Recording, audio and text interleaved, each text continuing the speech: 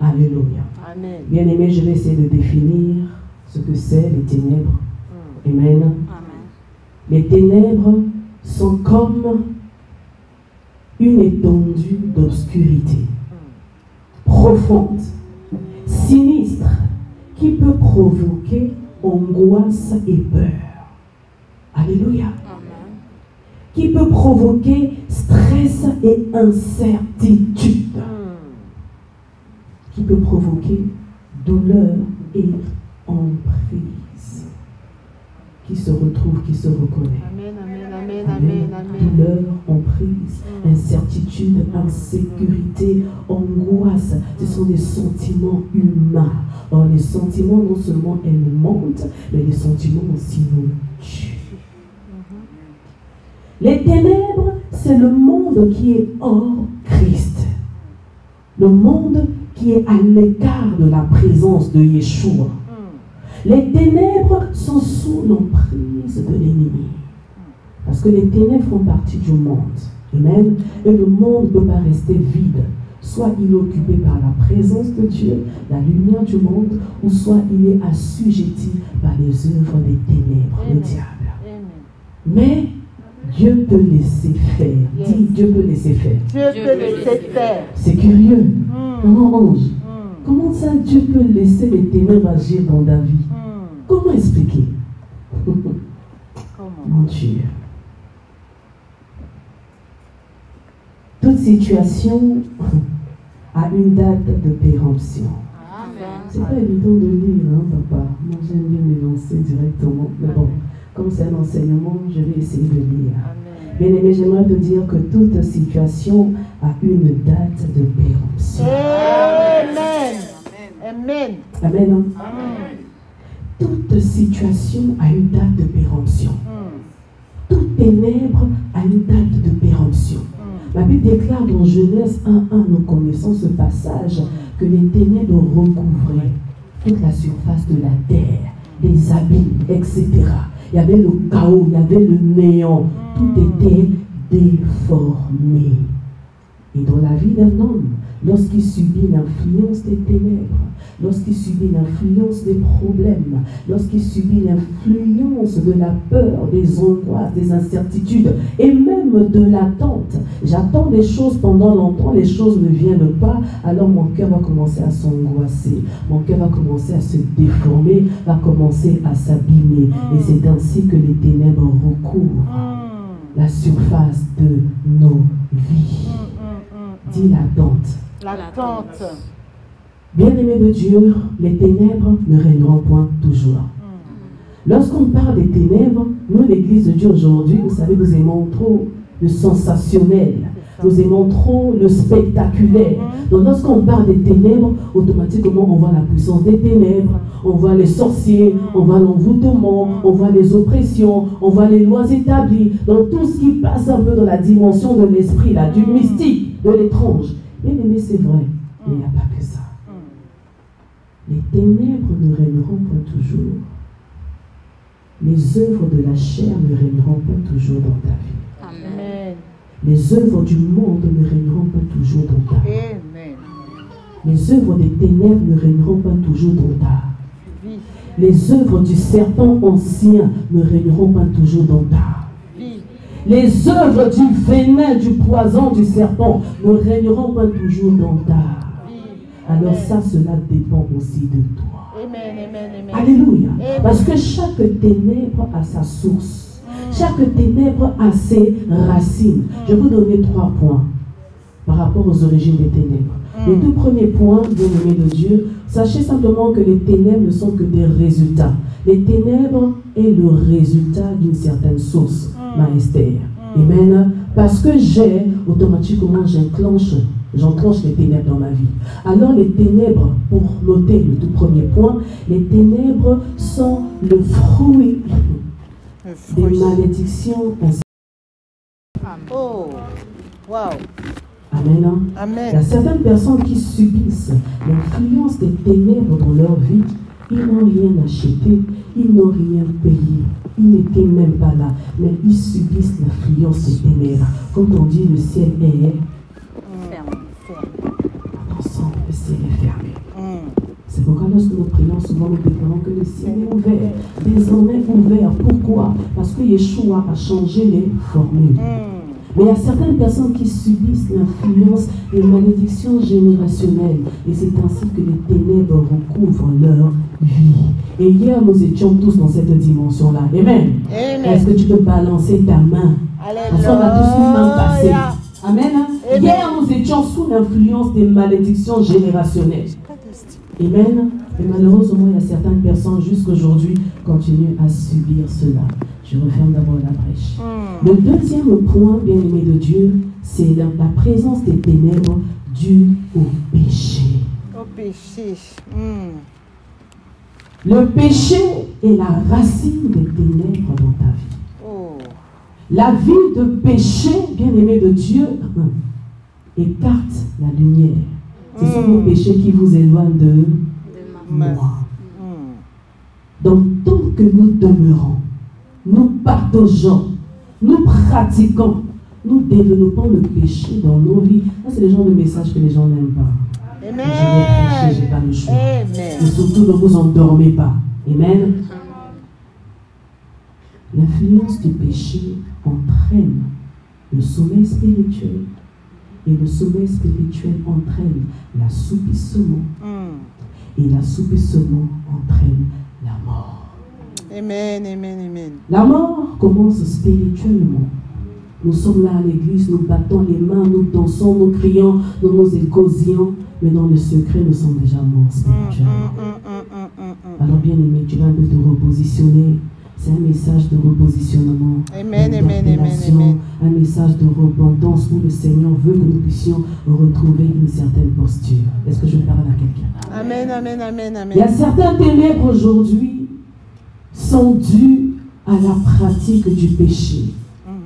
Bien-aimé dans le Seigneur, le péché est comme une carie dentaire. Le péché est une source néfaste dans la vie de l'homme. Tu vas me dire, j'ai accepté Christ, alors les formules ont été changées. Oui, les formules ont été changées. Dès lors que tu acceptes Christ dans ta vie, les choses changent. Mais à la conversion, qu'est-ce qu'il faut faire? Il faut te positionner afin de choisir. Mais tellement qu'il est aimant, il nous conseille quand même de choisir la vie. Alors le troisième point qui génère les ténèbres sur nous, là il s'agit normalement de l'Église. Amen. Il s'agit de toi, il s'agit de moi. Mais on se retrouve aussi sur les deux précédents. Amen. Alors, ce point-là, c'est les épreuves. Les épreuves génèrent les ténèbres dans nos vies. Amen. Amen. Nous voyons l'exemple avec Job. Amen.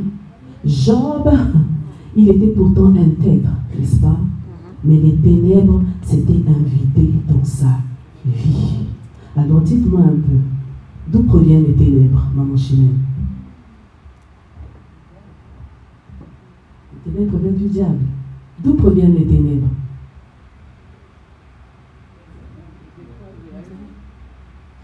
Toutes choses ont été créées. Par Dieu, par Dieu. Par Dieu.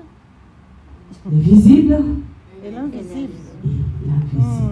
Alors, bien aimé, j'aimerais t'emmener un peu dans une autre facette de notre Dieu. Un Dieu qui est dangereux. Un Dieu qui est mystérieux, qui est mystique. Il n'est pas seulement un Père rempli de bonté et de grâce, mais c'est un Dieu glorieux. Nous avons vu des hommes puissants de ce monde pour conquérir des territoires. Ils ont eu à faire couler du sang pour devenir des puissants, des glorieux, des dominants. Bien-aimés de Dieu. Alors à plus forte raison, le roi de gloire. Amen. Tout ce qu'il fait, c'est pour tirer sa gloire. Donc même les ténèbres rentrent dans les formules de ta destinée pour manifester la gloire de eux. Ah, est-ce que tu comprends cela? Est-ce que tu comprends cela? Bien aimé, les épreuves, je t'annonce que les épreuves ne proviennent pas du diable. Mais les épreuves proviennent de Dieu lui-même, le Père de lumière, sur lequel chaque famille tire son nom. Bien-aimés participants, la parole c'est notre nourriture. Amen. Les épreuves viennent de Dieu lui-même. C'est lui le maître des temps et des circonstances. C'est lui le metteur en scène par excellence. Alléluia. Je prie que quelqu'un va acclamer le Seigneur.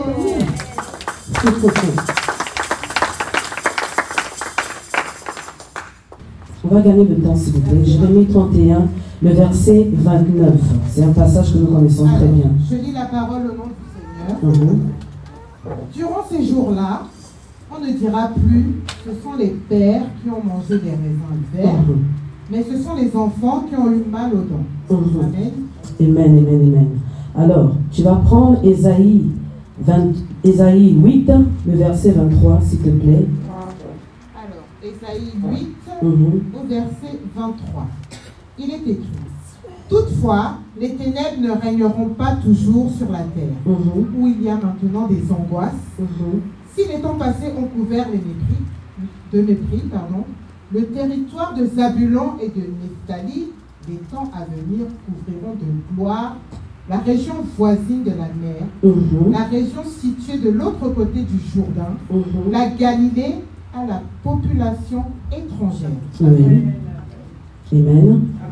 Alors nous allons prendre Genèse 49, 13. Avec la sœur Alliance. Vous allez rester un peu debout pendant un moment.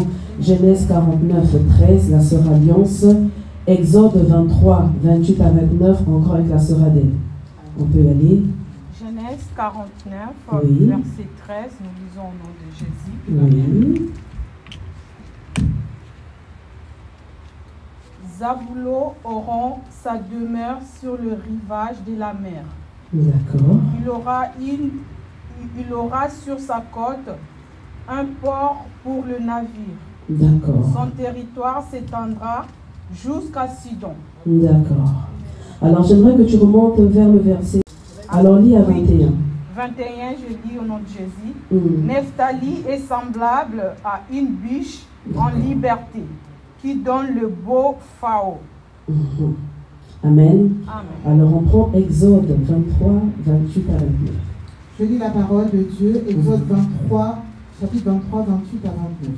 Alors, la parole déclare: j'enverrai les frelons devant toi, et ils chasseront loin de toi les Éviens, les Canéens et les Hivites. 29.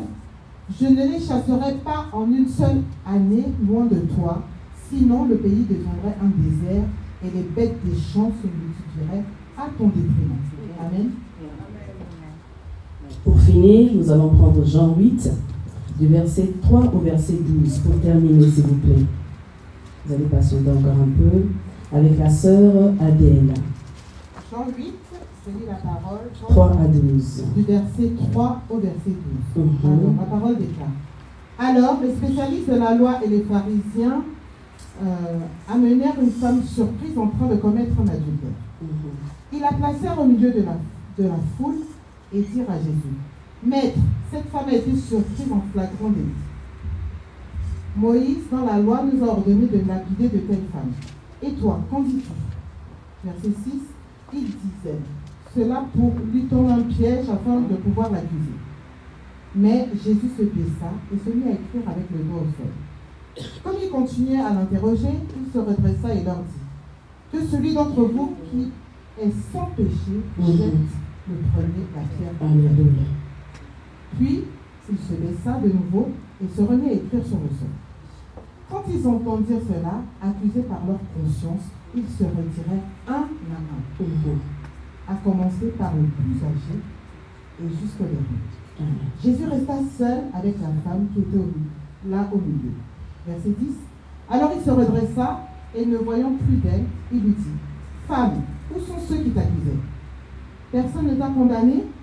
Elle répondit: personne, Seigneur. Jésus lui dit: moi non plus, je ne te condamne pas.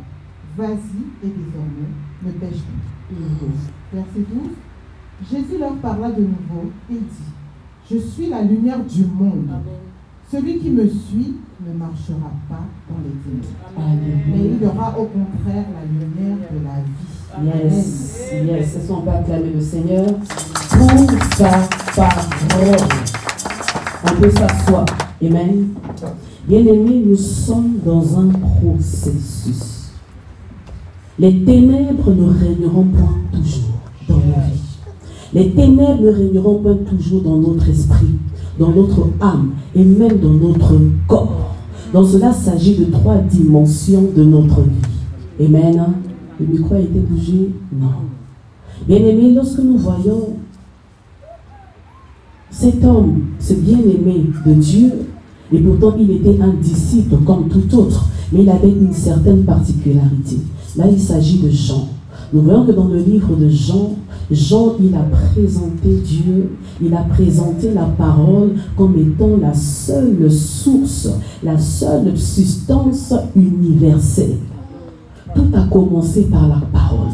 Au commencement était la parole. La parole était avec Dieu et la parole était Dieu. Amen, amen, amen. Il ne s'est pas arrêté là. Il a présenté le Christ Jésus comme étant la lumière du monde. Cette lumière qui a donné à tout homme qu'il a accepté le pouvoir de devenir enfant de Dieu. Qui ne sont pas nés ni de la chair ni du sang, mais de la volonté parfaite de notre Père.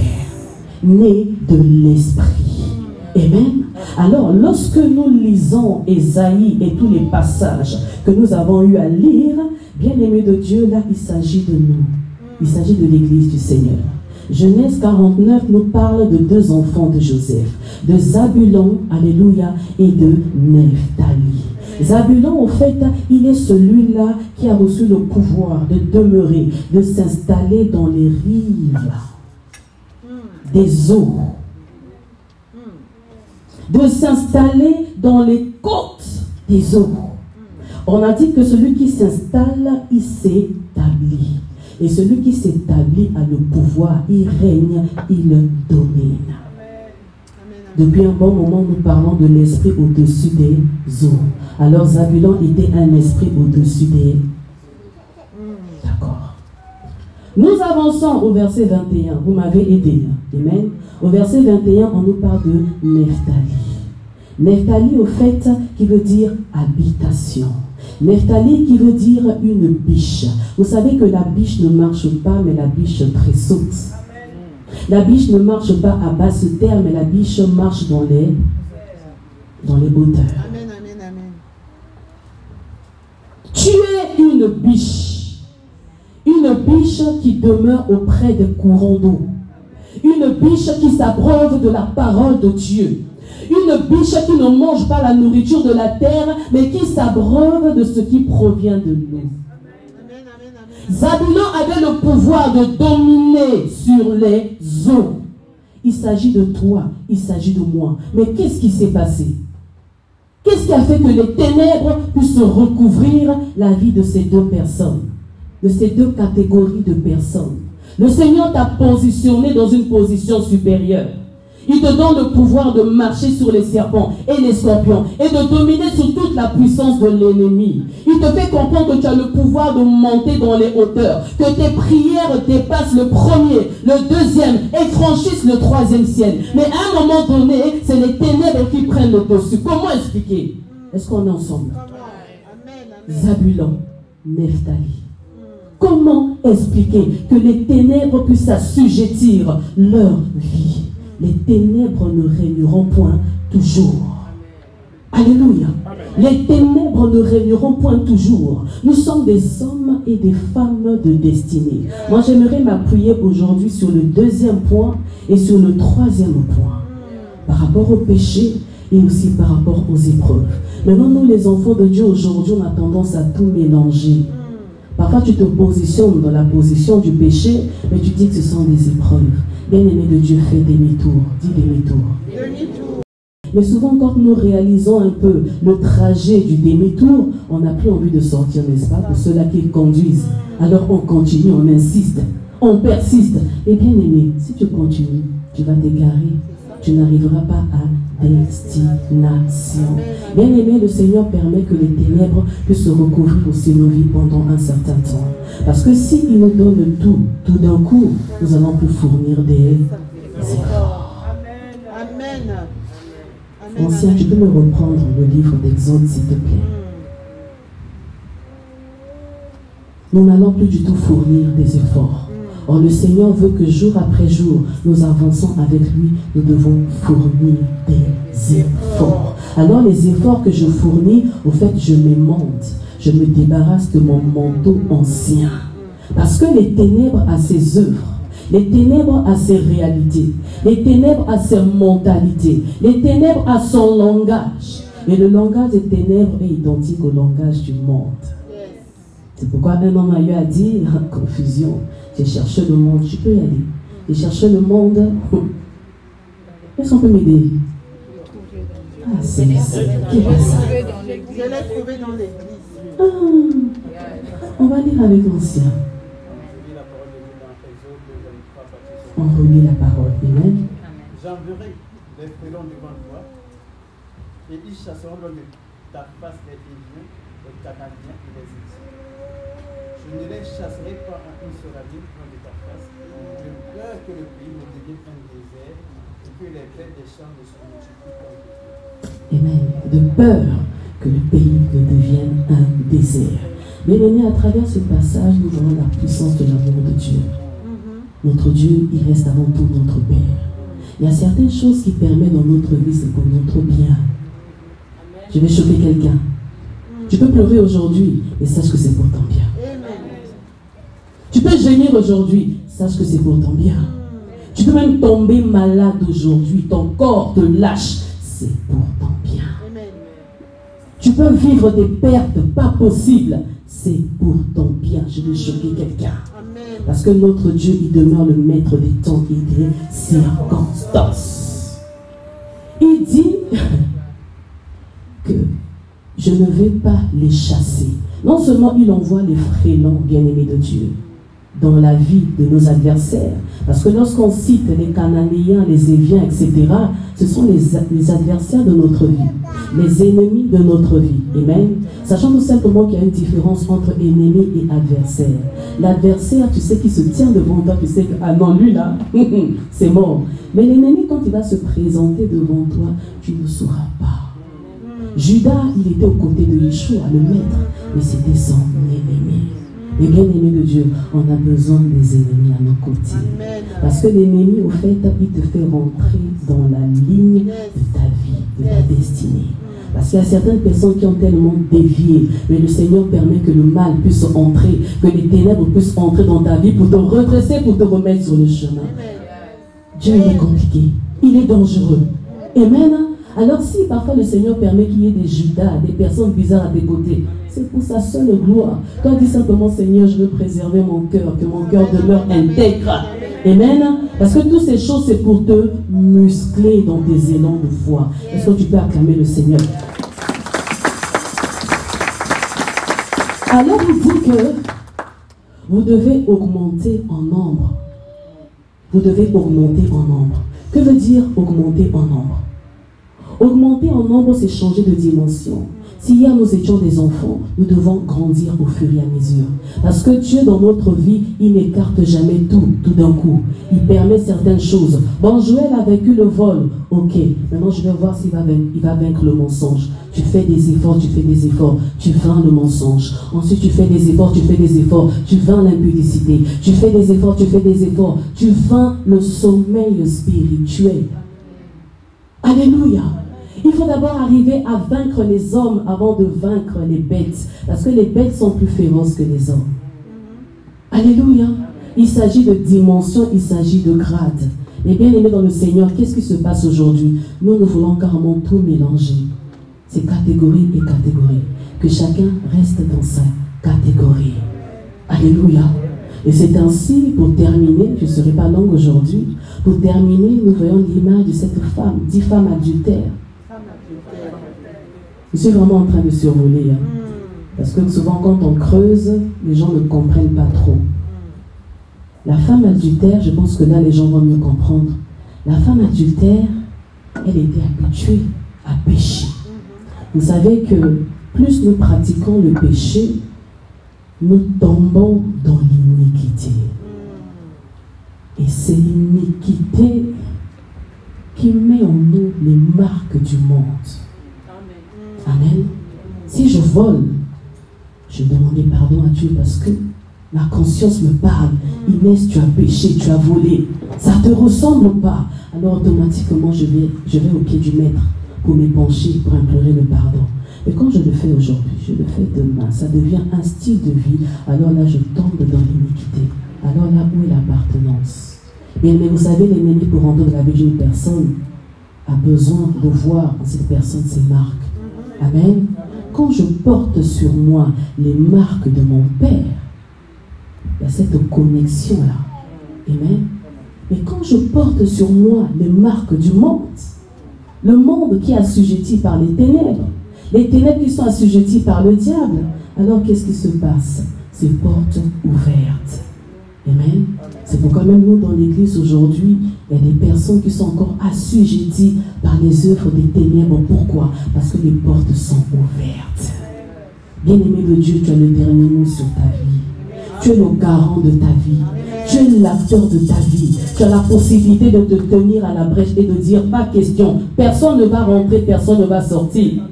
On a reçu ce pouvoir-là. Amen. Christ à Golgotha, il a redonné, il a changé à nouveau les formules. Les formules qui avaient été déformées, il a tout repositionné.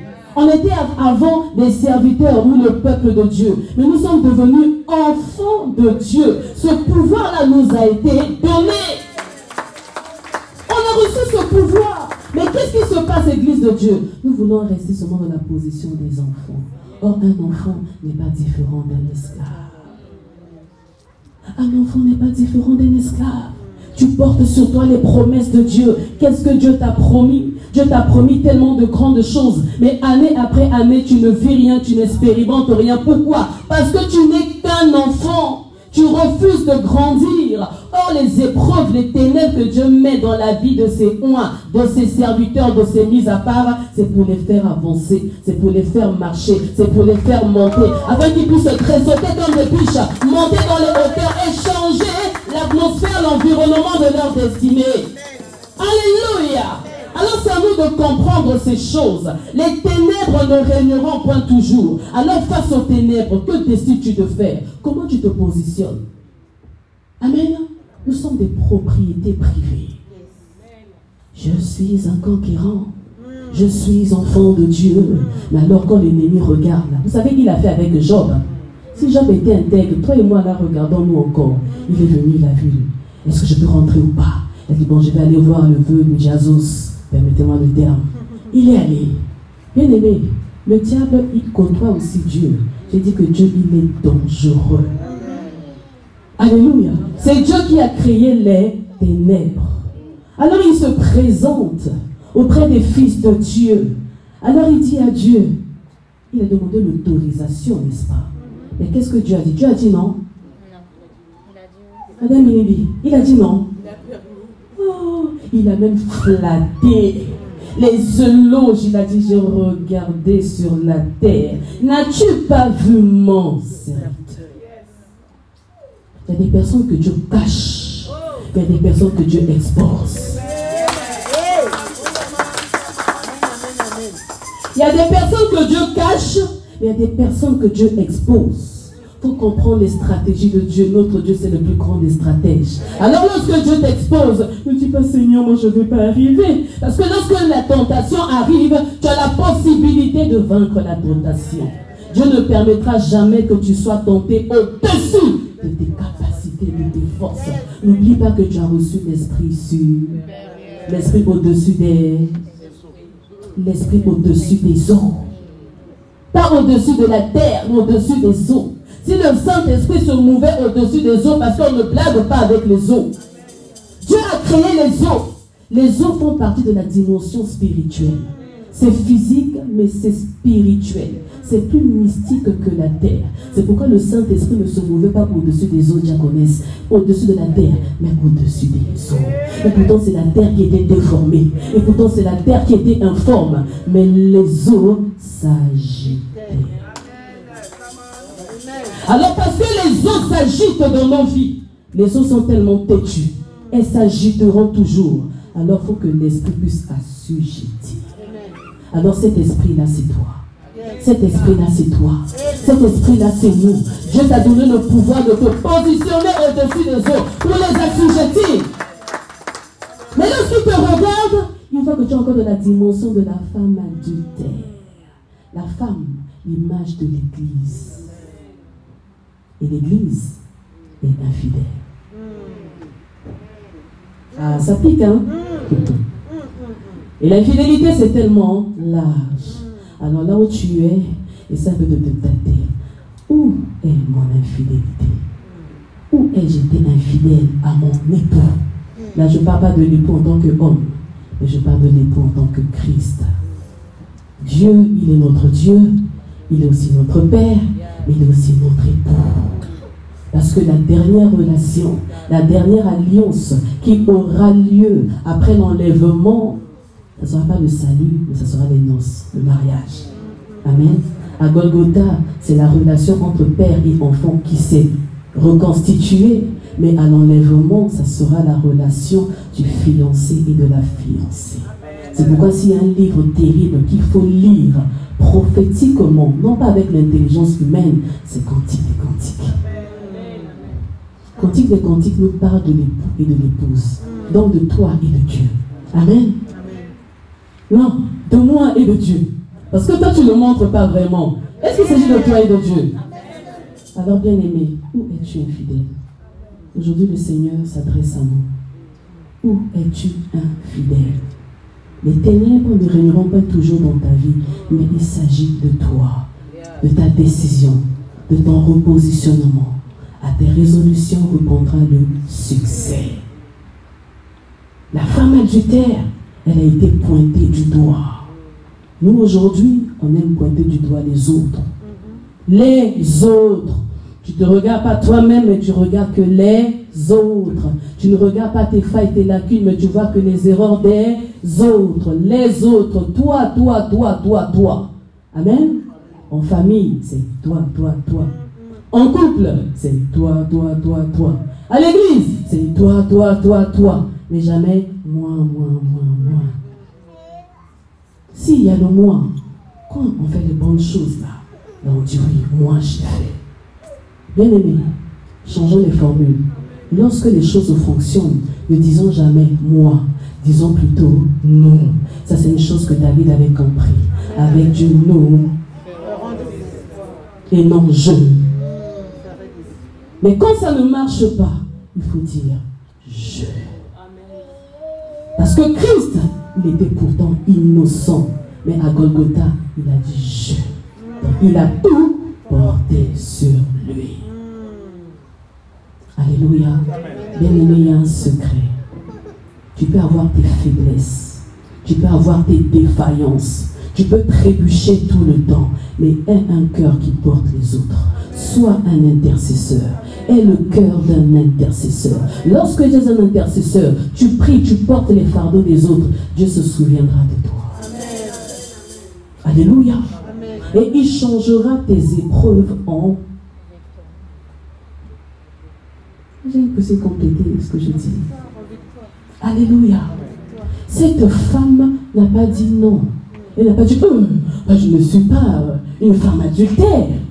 Mais elle s'est tue. Donc elle a reconnu sa position. C'est aussi reconnaissant nos positions.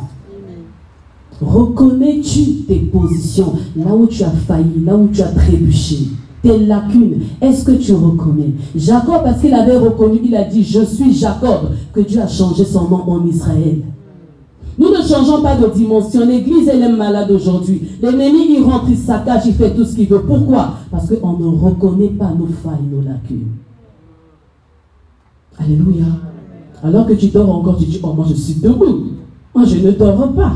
Lorsqu'on agit ainsi, on est confondu avec les pharisiens, avec les religieux, qui donnent l'image des pieux, mais dans l'intérieur, ils sont pourris. Permettez-moi le terme. Alors Jésus-Christ, ce matin, il se courbe sur la terre de ta vie. Il pose son doigt sur le sol. Alors il te dit, il s'agit de toi. Moi, j'ai déjà commencé à travailler. Moi, j'ai déjà commencé à rechanger les formules de ta vie parce que je suis repassé dans ton passé, je suis dans ton présent et même dans ton futur. Je suis hors du temps. J'ai la possibilité de réécrire ton histoire, de te repositionner, de te donner la force de résister à l'ennemi, de te donner la force de supporter les ténèbres et même de sortir des ténèbres. Parce que la lumière fait dissiper les ténèbres. La lumière de la justice, la lumière de l'intégrité, la lumière de l'obéissance, la lumière de la loyauté, la lumière de la crainte, du brisement, du dépouillement, de l'humilité, de la sanctification, dissipe les ténèbres. Alors, toi, que décides-tu? Il s'agit de maintenant. Que celui qui n'a pas péché, qui jette la pierre. Là, c'est chacun dans sa catégorie. Si ma sœur Esther, elle est cette femme adultère, moi, je suis certainement celui-là qui est venu l'accuser. Alors Jésus me dit, parce que prêcher, c'est parler aussi à moi-même. Je me prêche moi-même d'abord en premier. Alors il me dit, Inès, as-tu péché, oui ou non? Alors lorsque je me regarde, je me regarde un peu, pas l'extérieur. Vous savez, dans la vie de l'homme, il y a le côté public, il y a aussi la face cachée. Et la face cachée, c'est la plus importante. Et c'est le cachet qui témoigne de l'extérieur. Alléluia. C'est pourquoi il est dit qu'on les reconnaîtra par leurs fruits. Bien-aimé de Dieu, je ne suis pas une sainte, mais on me reconnaît par mes fruits.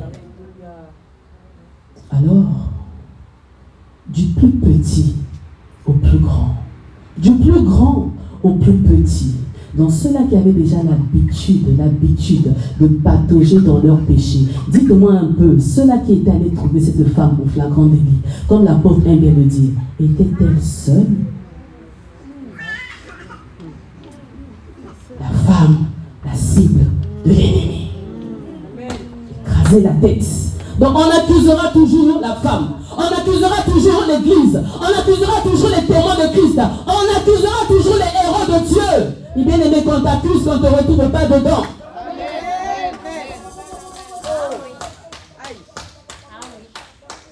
Ils ont dit, maître, hypocrite.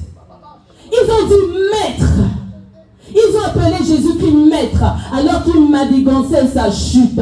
Oh bien-aimé, on a entouré des personnes qui sont là à nos côtés, mais c'est pour manigancer pour notre chute. Tu crois que les gens qui t'entourent sont là pour t'élever, mais ils sont là pour t'enfoncer, bien-aimé de Dieu. Mais tu restes là, parce que Dieu va manifester ça. Amen. Alléluia. Amen. Alors je reviens dessus. Cette femme n'était pas seule. Celui avec qui elle était habituée à coucher là, permettez-moi le terme, il s'était innocenté, il s'est mêlé à la foule. Ah oui, cette femme, elle est adultère. Qui sait, c'était même le premier à ramasser la pierre. Mais bien aimé, erreur, dit erreur, dit erreur, dit erreur. On ne ramasse pas les pierres pour lapider. On ne ramasse pas les pierres pour lapider. Là, c'est moi qui extrapole. On ne ramasse pas des pierres pour lapider. Est-ce que je parle à quelqu'un? On ne ramasse pas des pierres, parce que Christ, c'est la pierre. Cette pierre qui a été prise pour te condamner, et cette même pierre-là te transforme en tant que pierre vivante. Pierre vivante, pierre vivante. Il fait de toi une pierre lourde à soulever. S'il y a les pierres ont été élevées pour te condamner dans ton péché, le Seigneur change les formules par la puissance de la miséricorde, par la puissance de la compassion, par la puissance de son amour. Il a dit que la lumière soit. Il a dit que les ténèbres ne régneront pas toujours. Peu importe. Tu es un Zabulon, tu es un Nephtali, tu es une biche. Tu es appelé à dominer sur les eaux. Alors les ténèbres ne régneront point toujours. Alors Christ ce matin te dit, ne pêche plus. Où sont les personnes qui t'ont condamné? Où sont les personnes qui t'ont jeté les pierres? Où sont les personnes qui t'ont insulté? Tu as péché, oui, mais tu sais pas toi qui as le pouvoir de me juger. C'est mon Père qui peut me juger. Tu as mal agi, nous sommes là pour te jeter les pierres. Qui es-tu pour jeter la pierre sur ton frère, sur ta soeur? Prie plutôt pour lui. Prie plutôt pour lui. Je suis un homme, je peux bugger. Prie plutôt pour lui. Au lieu de critiquer, au lieu de rejeter, au lieu d'insulter, au lieu de te manifester plus supérieur. Tu veux dominer ton frère bien-aimé. On ne domine pas l'humain, on domine le surnaturel, dans le spirituel. Alors nous sommes là, on est là en train d'injurier. Bien-aimé, quand tu injures ton frère, quand tu le condamnes, bien-aimé, le péché, ce qui nous souille, c'est ce qui entre en nous ou ce qui sort. Hein? Alors, quand tu libères le péché, ça passe par ta bouche. Vous savez, nous les hommes, on aime trop parler, nos bouches sont tellement infectées. C'est pourquoi le Seigneur nous a parlé des langues de feu pour réinitialiser notre bouche. Ta bouche a le pouvoir de créer. Alors sanctifie-la parce qu'elle est sacrée. Alléluia. Alors la bouche que toi tu utilises pour insulter, pour critiquer, pour rabaisser, parce que nous croyons que lorsque on expose les fautes des autres, même si ce l'autre a péché, tu n'es pas obligé d'exposer ses fautes. Amen. Chacun dans son couloir. Quand tu exposes, tu sais, je vais donner le nom de qui? Georgette. Ah, tu sais, Georgette, elle avait trompé son mari. Elle a trompé. Ah oui, c'est vrai. Ah oui, pendant des mois, vous ne saviez pas. Ils étaient allés voir le pasteur. Le pasteur a prié pour eux. Il a dit à maman Inès. Et maman Inès me l'a dit. Téléphone arabe. Elle me l'a dit. Alors toi qui t'as dit? Et toi tu as dit à qui? Toi tu le dis à moi. Et moi je ne vais pas me taire. Moi je vais propager tout autour de moi. Et c'est ainsi que l'église est affectée. Si l'autre a péché, tu n'es pas obligé de l'exposer. Parce que lorsque tu l'exposes, tu participes à son péché parce que tu te confesses, tu le libères. Et tu te souilles toi-même. Amen. L'autre commet des erreurs. L'autre n'est pas parfait. Toi, tu es parfait. Amen. Est-ce que toi, tu es parfait? Si on te prend, on se met à sa place, tu vas y arriver. Pour terminer, j'ai donné un témoignage. L'apôtre aimait bien donner ce témoignage avant. Il y a plusieurs années, dans notre assemblée, quand nous étions au bled, il y avait un frère qui était tellement zélé. Vous savez, il y a des frères qui sont zélés. C'est pas mauvais, mais attention aux zèles amères. Alors il était toujours zélé là. Vous savez, il y a des personnes qui sont toujours là pour corriger les autres. Genre, mais elle chante comme ça là. Moi, si c'était moi à la place, j'aurais fait comme ceci. Ah non, mais lui, il prêche. Ah, il a bien prêché, le frère. Oui, il a bien prêché. Mais si c'était moi là, j'aurais dit ci, j'aurais dit ça. Non, les personnes qui aiment toujours corriger les autres. Des autosuffisants. Or, si tu es autosuffisant, tu es encore à basse terre. Et celui qui est à basse terre est dans la poussière. Et la poussière, c'est la nourriture du serpent. Tellement qu'il parlait, tellement qu'il murmurait. Les murmures, téléphone arabe, ça arrivait brin aux oreilles du pasteur, bim. Et comme le pasteur est un bec renouvelé, est un aigle qui est la vue tellement loin, il a dit, ok, il n'y a pas de souci, on attend le temps, laissons-le parler, laissons le feu monter, laissons le feu monter à intensité, monter jusqu'au 7e degré.